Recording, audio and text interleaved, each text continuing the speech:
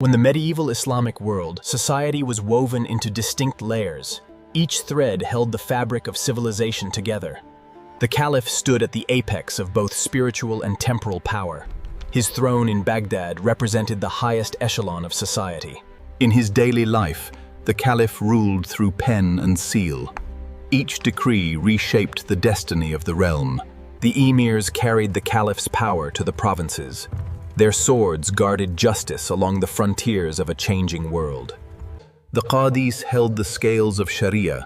Their judgment recognized no distinction between rich and poor. The ulama gathered in circles of knowledge. Their words served as the spiritual compass of society. The jurists sought justice in the pages of fiqh. Each stroke of their pen inscribed the order of society. The ulema were symbols of respect in the streets. Their prestige sprang from society's reverence for knowledge. The merchants were the most honored profession. Their caravans carried both wealth and prestige across the realms. With their high incomes and luxurious lives, merchants stood near the summit of society. Every transaction was also a measure of honor. The blacksmiths forged the sinews of civilization. Their anvils rang with the defense of empires and the tools of daily life. The weavers clothed cities in color and faith. Every textile carried the identity of its maker and the patronage of its buyer. The carpenters shaped the geometry of sacred space. Their joinery held together both mosque and home.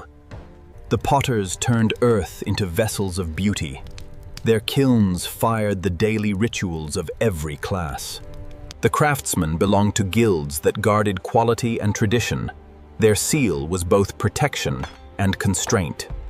The peasants formed the widest base of society. Their hands fed empires from the mud of the Nile. The peasants' harvest was the true wealth of the realm, yet they stood furthest from the tables their labor filled. The peasant's life was measured in taxes. What the land gave, the state often took before the family ate. Even in poverty, the peasant found dignity in faith and community. The village mosque was court, school, and sanctuary. When the rains failed, the peasant bore the first and deepest wound. Their hunger was the shadow that wealth never saw. The slave markets traded in human futures. Every body carried a price, and every price erased a name. The Mamluks were slaves who became masters. Forged in servitude, they would one day rule the Nile.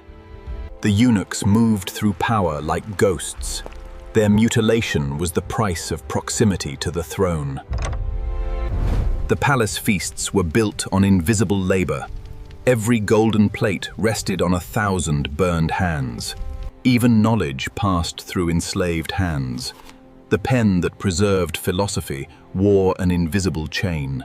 Fortune turned like a wheel. Today's slave might tomorrow wear the merchant's ring, and yesterday's master kiss the dust. War erased the boundaries of birth.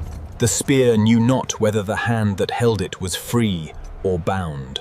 Before the house of God, all robes of rank fell away. The pilgrim's white cloth was society's truest mirror. Desire crossed every boundary, yet rarely justice.